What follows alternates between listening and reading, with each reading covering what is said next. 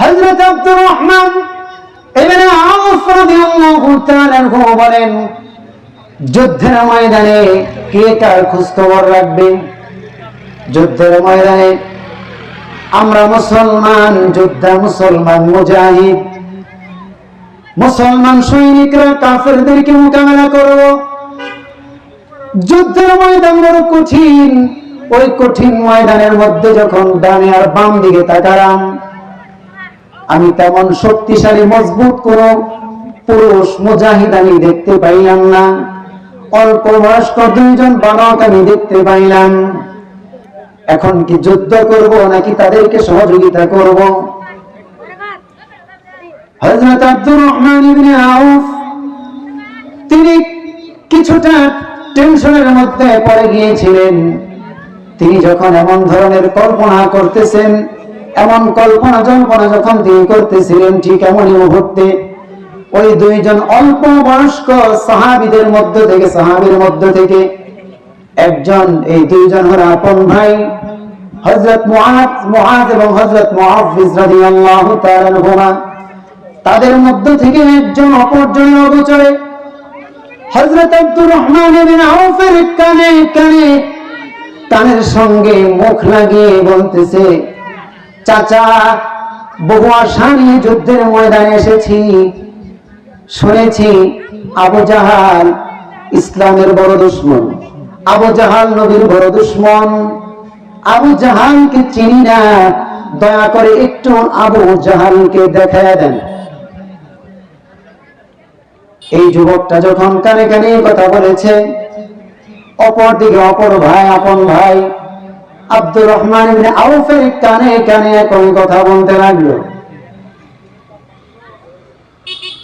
হযরত আব্দুর রহমান ইবনে আউফ রাদিয়াল্লাহু তাআলা আনহু তাদেরকে বললেন, তোমরা অল্প বয়স্ক বালক, এই যুদ্ধের ময়দানে কঠিন পরিস্থিতির মধ্যে কে আবু জাহাল, এটা জেনে তোমরা কি করবে বলো?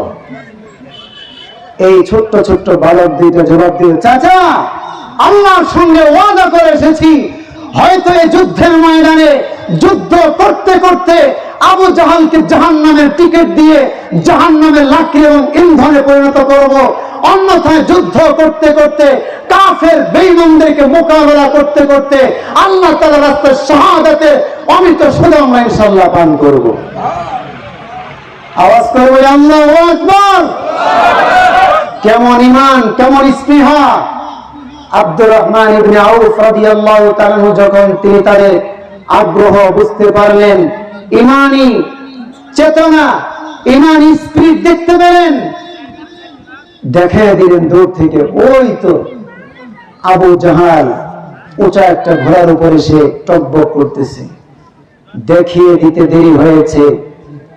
দেখিয়ে দেওয়া মাত্রই অল্প বয়স্ক দুইটা বালক বাস পাখির নেই ইসলামের সবচেয়ে বড় শত্রু আবু জাহালের উপর হামলা করে তাকে চিরতরে খতম করে দিয়েছে। সুবহানাল্লাহর আওয়াজ এত ঠান্ডা পানির মতো। হে মুসলমান, ঈমানি চেতনা কবে আসবে? ঈমান কবে জাগ্রত হবে? নবী ছোট্ট ছোট্ট সাহাবীদের ঈমান এত মজবুত। নবীর একজন সাহাবী হযরত উসামা ইবনে যায়েদ রাদিয়াল্লাহু তাআলা আনহু, বয়স মাত্র 17 বছর। মাত্র 17 বছর। অনেক বয়স্ক সাহাবী ছিলেন, তাদের কথা বলতেছি না, অল্প বয়স্ক সাহাবীদের কথা বলতেছি। মুরব্বিদের আমলের কথা আর কি বলবো? আবু বকরের আমলের কথা আর কি বলবো? আবু বকর আমলের সঙ্গে তো দুনিয়ার সাধারণ কোন ইমানদার কোন মুসলমানের তুলনায় হতে পারে না। নবীর অন্য কোন সাহাবীর তুলনা হবে না আবু বকরের সঙ্গে, হযরত ওমরের সঙ্গে, হযরত ওসমানের সঙ্গে তুলনা করা যায় না। অল্প বয়স্ক সাহাবীদের কথা বলতেছি।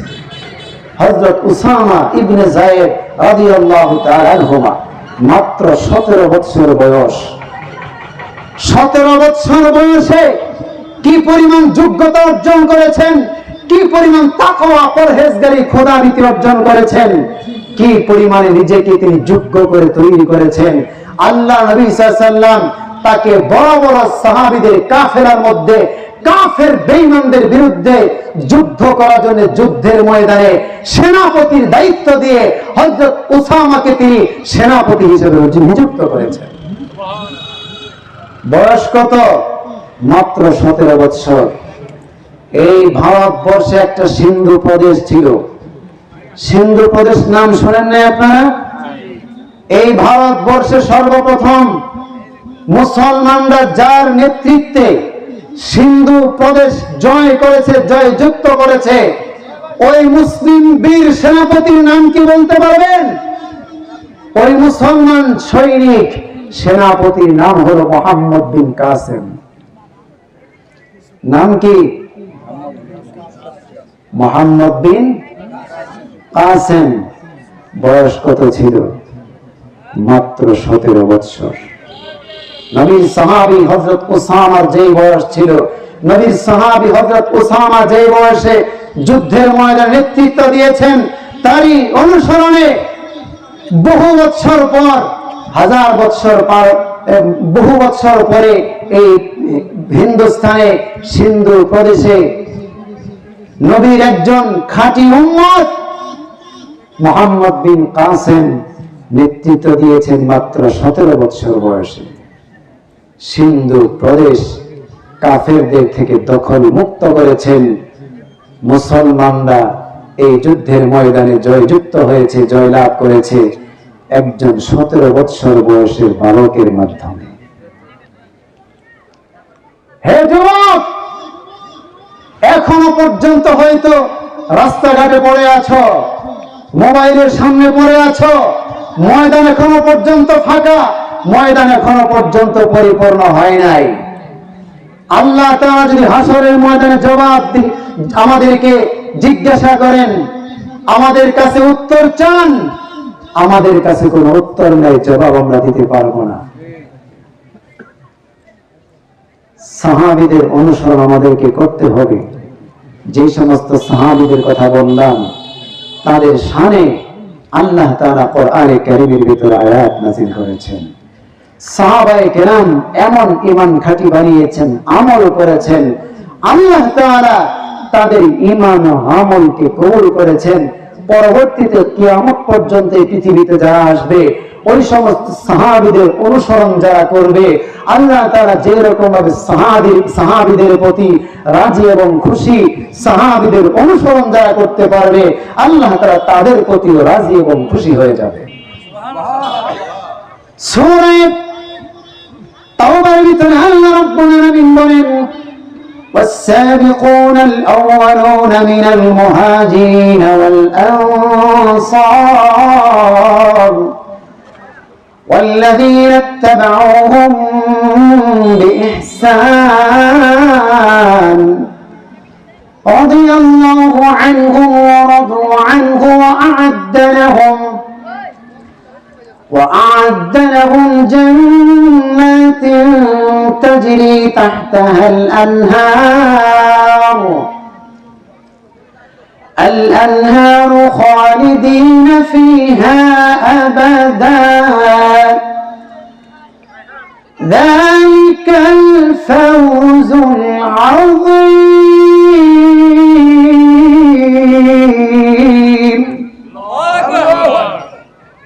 আল্লাহ রাব্বুল আলামিন বলেন, প্রথম দিকের মুহাজির এবং আনসার সাহাবীদের মধ্য হতে যারা প্রথম দিকের এবং যারা অগ্রগামী, ঈমানের ক্ষেত্রে অগ্রগামী, আমলের ক্ষেত্রে অগ্রগামী, এই সমস্ত সাহাবীদের প্রতি আল্লাহ রাব্বুল আলামিন খুশি হয়ে গিয়েছেন, সন্তুষ্ট হয়ে গিয়েছেন। এই সমস্ত সাহাবীগণ আল্লাহ তাআলার প্রতি রাজি এবং খুশি, আল্লাহ তাআলা তাদের প্রতি রাজি এবং খুশি। এই সমস্ত মহামনীষী সাহাবায়ে কেরামের পদাঙ্ক অনুসরণ যারা কিয়ামত পর্যন্ত করবে, ইখলাসের সঙ্গে একনিষ্ঠভাবে, আল্লাহ রাব্বুল আলামিন বলেন, আল্লাহ রাব্বুল আলামিন তাদের প্রতি রাজি এবং খুশি হয়ে যাবেন।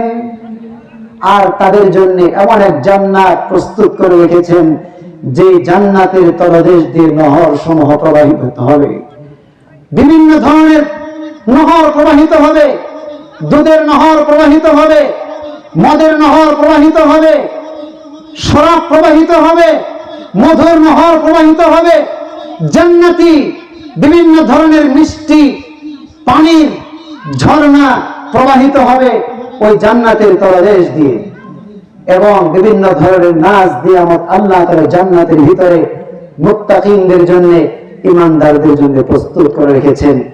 এইটা দু এক দিনের জন্য নয়, এই নিয়ামত 100-500 বছরের জন্য নয়, অনন্তকালের জন্য শুরু হবে আর কোনোদিন শেষ হবে না। চিরস্থায়ী ওই জান্নাতের ভিতরে চিরস্থায়ী নাজ নিয়ামত আল্লাহ তাআলা দান করবেন। হে যুবক, যে সাহাবীদের কথা শোনাইলাম, ওই সাহাবীদের মতো ঈমান ও আমলকে বানাইতে চাইলে অবশ্যই টাস, নারী, মদ, জুয়া, জিনা, ব্যভিচার, গান, বাজনা, অশ্লীলতা, বেহায়াপনা, যত ধরনের খারাপ কাজ আছে, গর্হিত কাজ আছে, সমস্ত অশ্লীল গর্হিত কাজকে বর্জন করতে হবে। ফজর থেকে পাক পবিত্র হয়ে মসজিদে গিয়ে নামাজ আদায় করতে হবে, নামাজি হইতে হবে।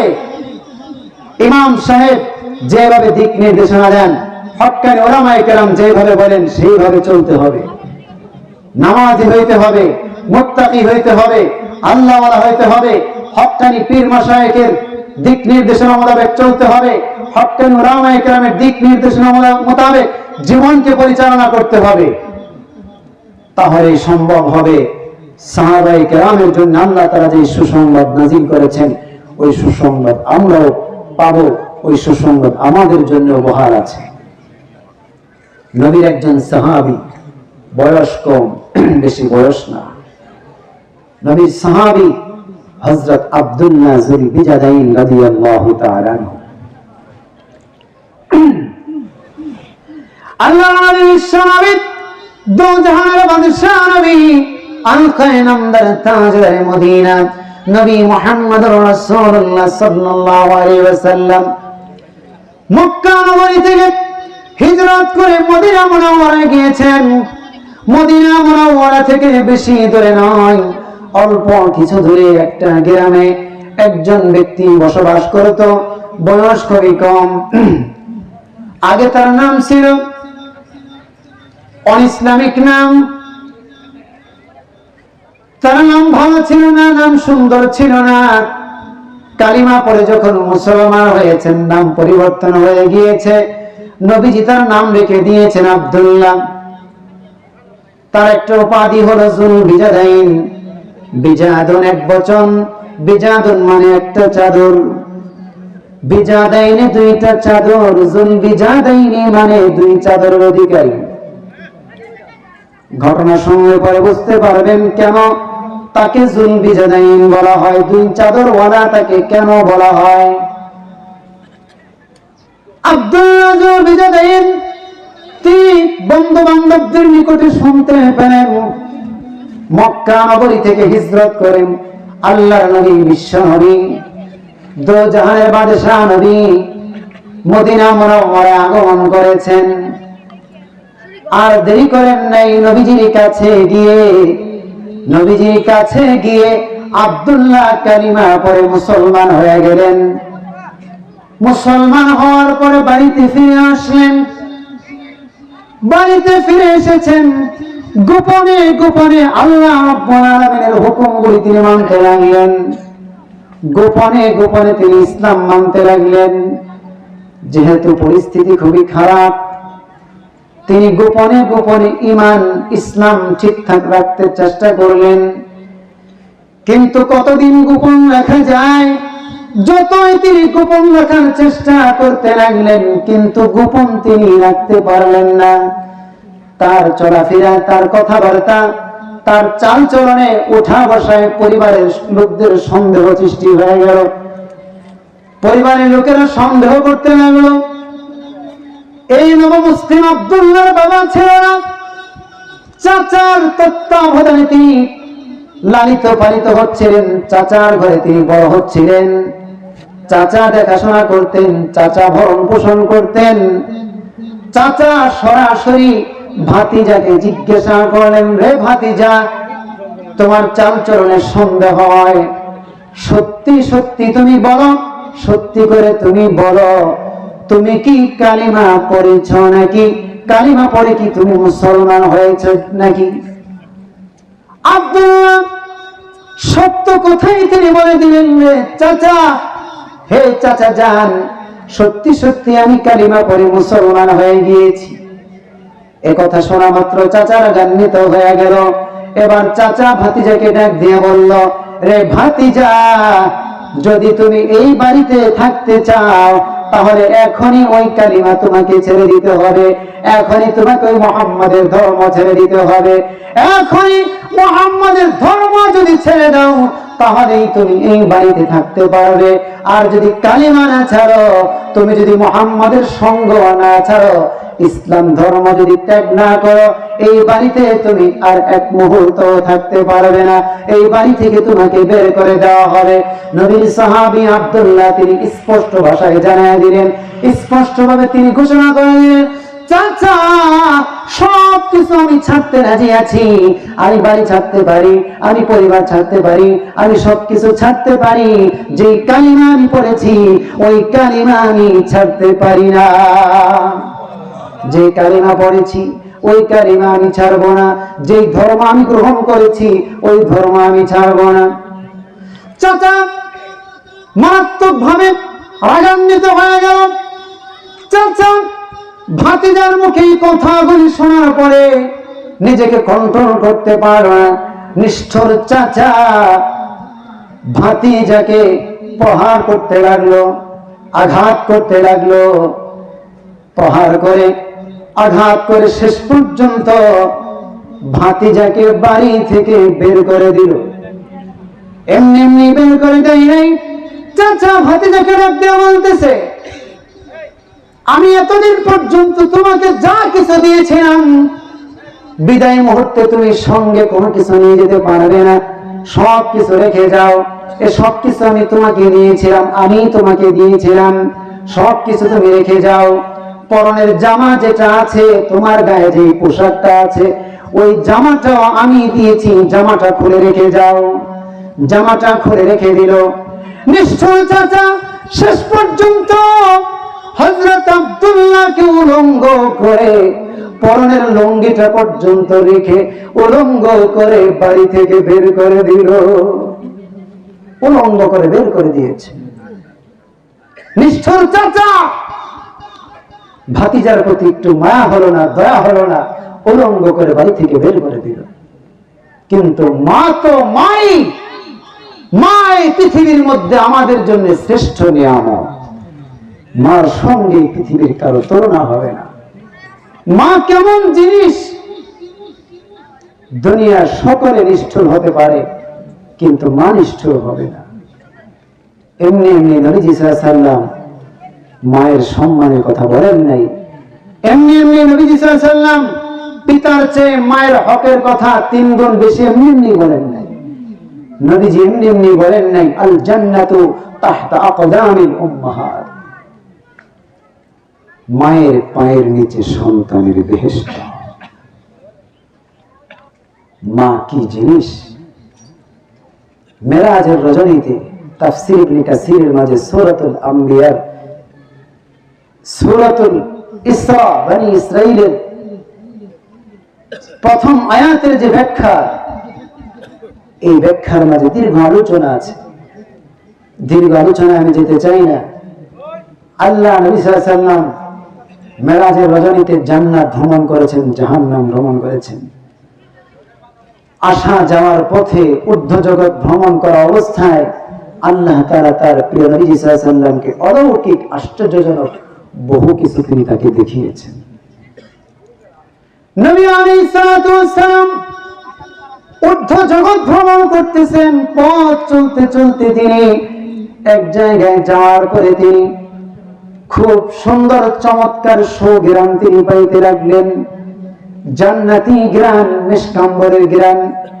এমন সুঘ্রাণ কোথায় থেকে আসতেছে?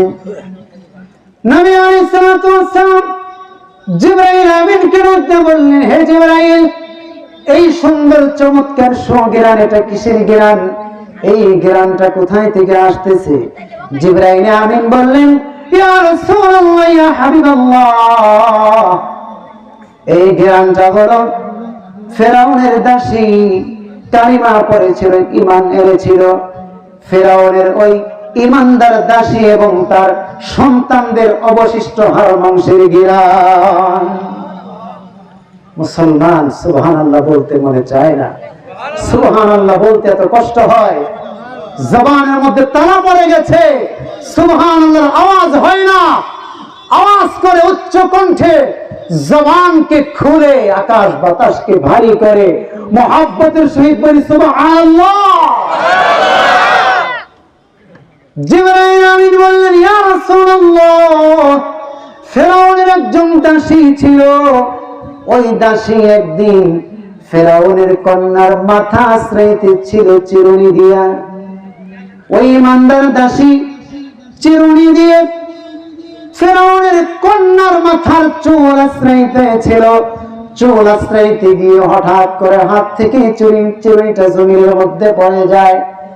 আল্লাহর বান্দি ইমানদার রমণী সঙ্গে সঙ্গে জমিনের উপরে হাত রেখে, জমিনের উপরে হাত দিয়ে বিসমিল্লাহ বলে ওই চিরুনিটা হাতের মধ্যে তুলে নিল। ফেরাউনের কন্যা ইমানদার রমণীকে ডাক দিয়ে বলল, তুমি কার নাম উচ্চারণ করলে? উচিত ছিল আমার বাবার নাম তুমি উচ্চারণ করবে। আমার বাবার নাম উচ্চারণ না করে তুমি কার নাম উচ্চারণ করলে? ইমানদার কার নাম উচ্চারণ করবে? ইমানদার কার নাম উচ্চারণ করবে? আরো জোরে বলি, কার নাম? দুনিয়ার নেতা নেত্রীর নাম যদি মৃত্যু পর্যন্ত হাজার হাজার লক্ষ লক্ষ বড় জপতে থাকেন এই নেতা নেত্রী, আপনাদেরকে আমাদেরকে বাঁচাইতে পারবে না। বাঁচাইতে পারবে শুধুমাত্র কে?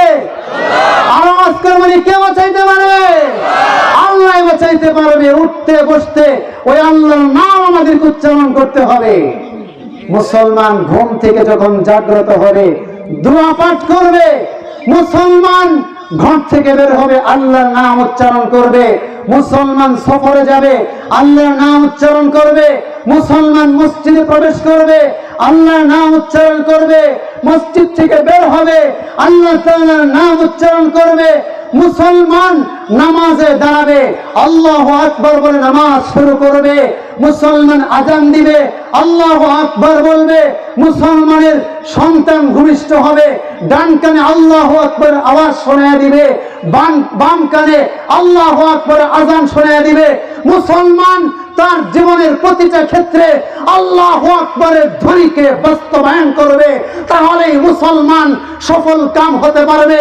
আল্লাহু আকবার মানে হচ্ছে আল্লাহ বড়, দুনিয়ার অন্য কোনো কিছু বড় নয়, নেতা নেত্রী বড় নয়, পিতা মাতা বড় নয়, পীর মশায়েখ বড় নয়, ইউরোপ আমেরিকা বড় নয়, চীন জাপান রাশিয়া ভারত আমেরিকা এগুলি বড় নয়, মেশিন গান বড় নয়, পারমাণবিক বোমা বড় নয়, এ সমস্ত কিছু বড় নয়।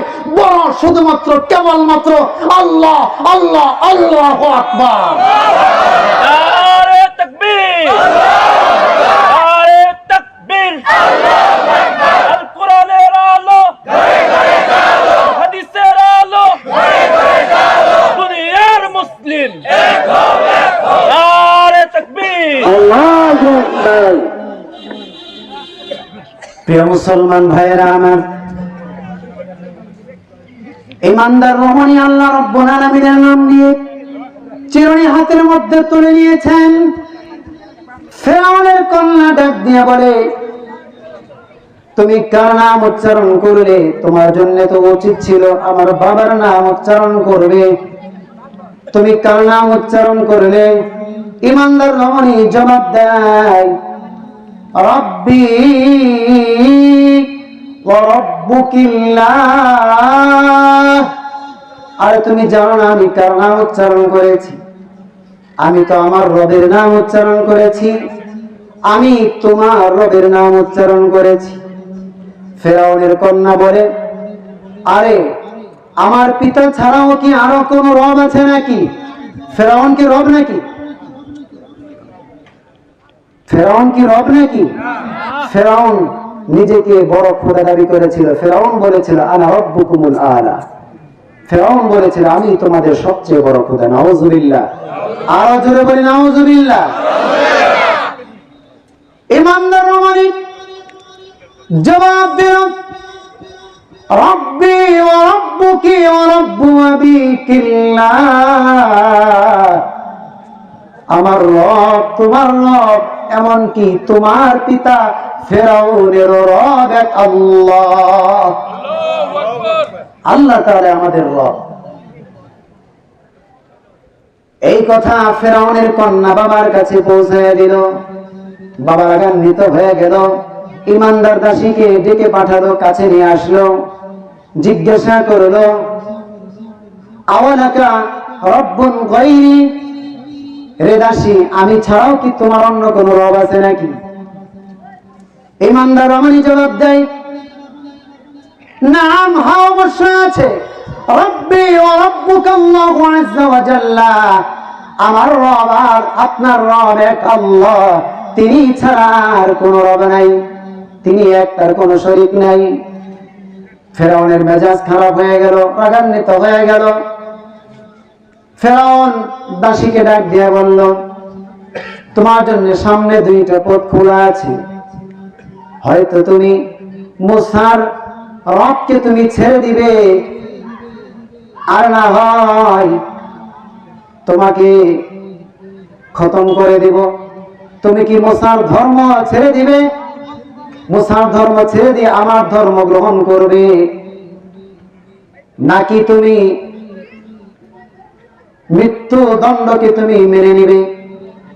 তোমাকে তো মেরে ফেলা হবে। তুমি যদি আমার ধর্মে ফিরে না আসো তোমাকে মেরে ফেলা হবে। ইমানদার রমানি ফেরাউনকে সম্বোধন করে বলল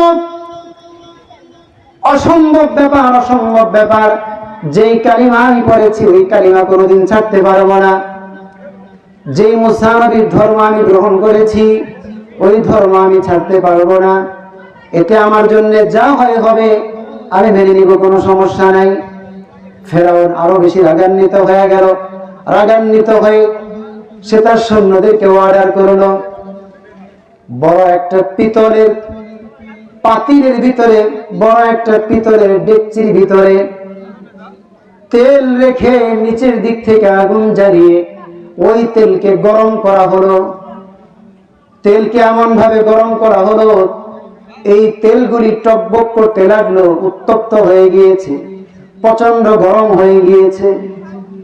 কোন একটা জীবিত বস্তুকে যদি ওই ফুটন্ত গরম তেলের ভিতরে ছেড়ে দেওয়া হয় মুহূর্তের ভিতরে ভাজা হয়ে যাবে, কঙ্কালে পরিণত হয়ে যাবে।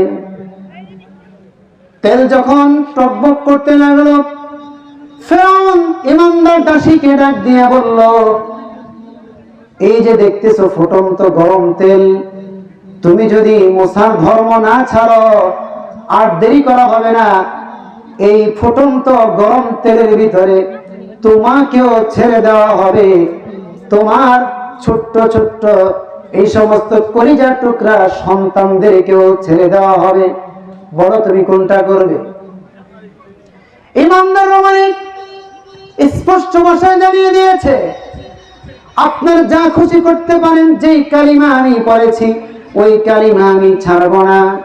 নিষ্ঠুর ফেরাউন ইমানদার রমানির সামনে, তার চোখের সামনে তার কলিজার টুকরা বড় সন্তানটাকে ওই ফুটন্ত গরম তেলের মধ্যে ছেড়ে দেওয়ার সঙ্গে সঙ্গে এক মুহূর্তের ভিতরে ভাজা হয়ে গেল, কঙ্কাল হয়ে গেল। তার দেহের, সন্তানের দেহের হাড় থেকে গোশতগুলি এক মুহূর্তের ভিতরে আলাদা হয়ে গেল। এই দৃশ্য কি একজন মা সহ্য করতে পারে? বড় সন্তানকে ফুটন্ত আগুনের মধ্যে, ফুটন্ত তেলের মধ্যে ছেড়ে দিয়েছে, ভাজা হয়ে গিয়েছে, সহ্য করেছেন। কিন্তু যখন দুধের শিশু, কুলের শিশু, নিষ্পাপ শিশু, নবজাতক শিশু কথা বলতে পারে না, তার একমাত্র ভাষা হলো কান্না, কান্না ছাড়া তার মুখে আর কোনো ভাষা নাই। এখন নিষ্ঠুর ফেরাউন এই দুধের শিশুটাকে ওই দুধের শিশুটাকেও ওই ফুটন্ত তেলের ভিতরে ছেড়ে দিবে। মা বহু কিছু সহ্য করতে পারেন, বড় সন্তানকে ভাজা করা হয়েছে, বোনা করা হয়েছে, সহ্য করেছেন। কিন্তু যখন এই কলিজা টুকরা ছোট্ট সন্তানটাকে ওই ফুটন্ত তেলের মধ্যে ছেড়ে দেওয়া হবে, তখন মায়ের মনটা একটু নরম হয়ে গেল। মা কাকে বলে? মা তো মাই, মায়ের সঙ্গে তুলনা হয় না। মার দিলটা নরম হয়ে গেল। মা দ্বিধাগ্রস্ত হয়ে পড়লেন, কি করবেন? এখন কি তিনি কালিমার উপর অটল থাকবেন, নাকি তিনি ফেরাউনের ধর্মকে মেনে নেবেন? শুধুমাত্র এই কলিজা টুকরা সন্তানের দিকে তাকায়া। কলিজা টুকরা সন্তান কথা বলতে পারে। আল্লাহ রাব্বুল আলামিন এই নবজাতক নিষ্পাপ শিশুর জবান চালু করে দিয়েছেন। নিষ্পাপ শিশু মাকে ডেকে ডেকে বলতে লাগলো, ইয়া উম্মা قعي ولا تقعسي فإنك على الحق। আম্মা জান, আপনি কোনো টেনশন করবেন না, চিন্তা করবেন না, আপনি দ্বিধাগ্রস্ত হবেন না, আপনি হকের উপরে আছেন, সত্যের উপরে আছেন। এই ফেরাউন, নিষ্ঠুর ফেরাউন আমাদেরকে শহীদ করার জন্য, মারার জন্য সে যেই তেলকে গরম করেছে, এক মুহূর্ত না দেরি করে এই মুহূর্তের ভিতরে আপনি আমাকে সহকারে ওই ফুটন্ত তেলের ভিতরে আপনি ঝাঁপ দিয়ে পড়ে যান। কলিজা টুকরা সন্তানকে সহকারে সেই ফুটন্ত তেলের মধ্যে পড়ে গেল মা। কেমন কুরবানি করেছেন নবী আলাইহিস সালাতু ওয়াস সালাম মেরাজের রজনীতে, হাজার বৎসর পূর্বে যে ইমানদার রমণী এই পৃথিবী থেকে চলে গিয়েছেন, আল্লাহ তাআলার রাস্তায় শাহাদাত বরণ করেছেন, হাজার বৎসর পরেও তাদের কবর থেকে জান্নাতের সুঘ্রাণ বয়ে যাচ্ছে। মা কেমন জিনিস। আরেকটা ছোট্ট কথা শোনাই। হযরত নূহ আলাইহিস সালাতু ওয়াস সালামের জামানায় সূরা নূহের তাফসীরের ভিতরে, তাফসীর ইবনে কাসীরের মাঝে আছে, যখন মহাপ্লাবন শুরু হয়ে গিয়েছে, এই মহাপ্লাবন যখন শুরু হয়ে গিয়েছিল, পাহাড়ের উপরে কি পানি ওঠে নাই? এই মহাপ্লাবনের সময় যারা কাফের ছিল, বেঈমান ছিল, কেউ কি রেহাই পাইছে? এমনকি হযরত নূহ আলাইহিস সালাতু ওয়াস সালামের একটা ছেলে কেনান, সে ঈমান আনে নাই, কালিমা পড়ে নাই, সে কি মুক্তি পেয়েছিল? ঈমান না আনার কারণে, কালিমা না পড়ার কারণে সেও রেহাই পায় নাই, সেও মুক্তি পায় নাই। সে বলেছিল আমি একটা পাহাড়ের মধ্যে আশ্রয় নিব। আল্লাহ তাআলা কি করেছেন? পাহাড় তলিয়ে দিয়েছেন, তাকে ধ্বংস করে দিয়েছেন। হযরত নূহ আলাইহিস সালাতু ওয়াস সালামের জামানায় কোন কাফের বেঈমান বাঁচতে পারে নাই। আল্লাহ নবী, বিশ্ব নবী সাল্লাল্লাহু আলাইহি সাল্লাম একজন মহিলার কথা বর্ণনা করেছেন, লাউ রাহিমাল্লাহু মিন কওমি নূহিন আহাদান লা রাহিমা ইমরাআতান।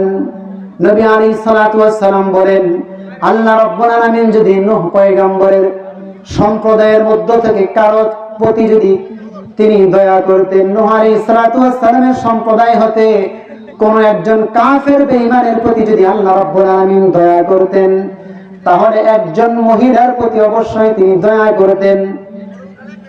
কে সেই মহিলা? প্লাবন যখন শুরু হয়ে গেল, চুলার ভিতর থেকে যখন পানি উথলে ওঠা শুরু হয়ে গেল, আসমান থেকে বৃষ্টি বর্ষণ হওয়া শুরু হয়ে গেল, গজবের পানি যখন আসা শুরু হয়ে গেল, মহাবন্যা মহাপ্লাবন যখন শুরু হয়ে গেল, আল্লাহর একজন বান্দি সে বুঝতে পারলো এই গজব থেকে রেহাই পাওয়া যাবে না, মুক্তি পাওয়া যাবে না। মুক্তি পাওয়ার জন্য কলিজা টুকরা নবজাতক শিশুকে সঙ্গে নিয়ে একটি পাহাড়ের উপর সে আশ্রয় গ্রহণ করলো। আল্লাহর বান্দি কলিজা টুকরা সন্তানটাকে নিয়ে পাহাড়ের উপর চলে গেল। পানি বাড়তেছে, পানি বাড়তে বাড়তে পাহাড়ের উপর পানি উঠতেছে, পানি পাহাড়ের উপর উঠতে উঠতে আল্লাহর বান্দির পা পর্যন্ত পানি উঠে গিয়েছে। কিছুক্ষণ পর হাঁটু পর্যন্ত পানি উঠে গিয়েছে।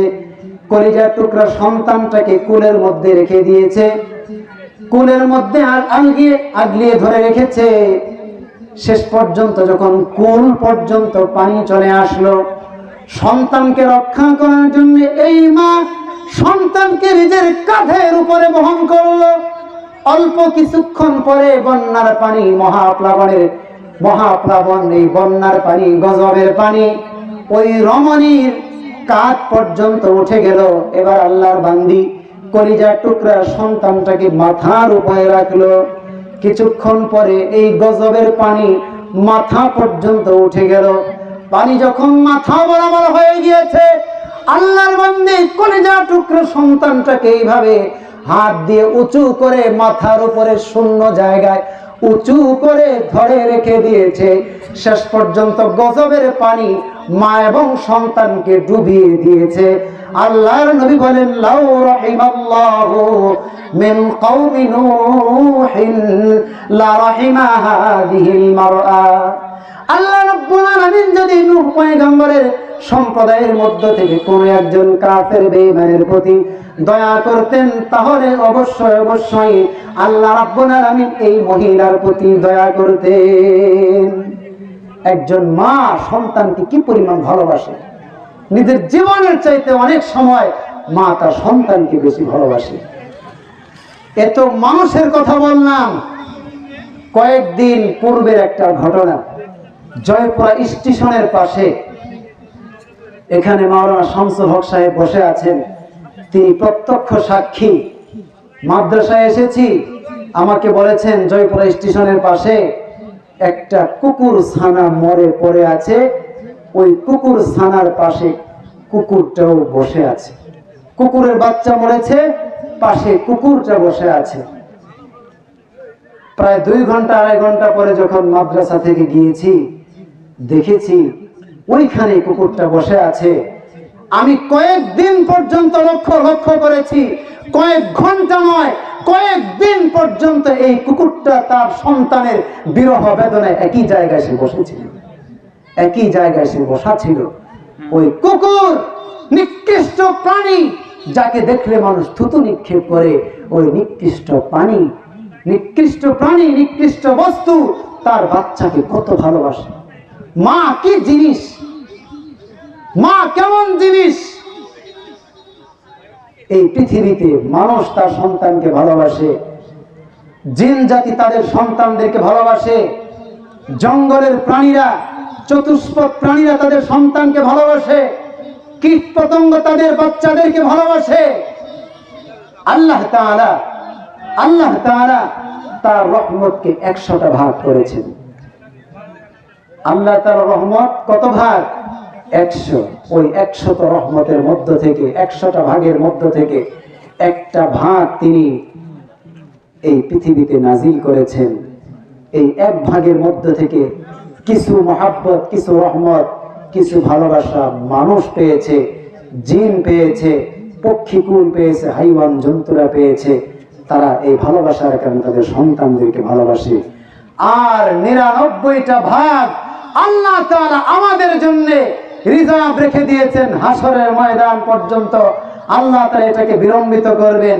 হাসরের ময়দানে আল্লাহ তাআলা ঈমানদার বান্দা বান্দীদের প্রতি তিনি দয়া প্রদর্শন করবেন। যারা ঈমান আনবে, হাসরের ময়দান আল্লাহ তাআলা ওই 99 ভাগ রহমত এবং করুণা দয়ার মাধ্যমে গুনাহগার ঈমানদার বান্দাদেরকে আল্লাহ তাআলা মুক্তি দিয়ে তাদেরকে জান্নাতে পৌঁছায় দিবেন। প্রিয় মুসলমান ভাইরা আমার, দীর্ঘ আলোচনার সুযোগ নাই।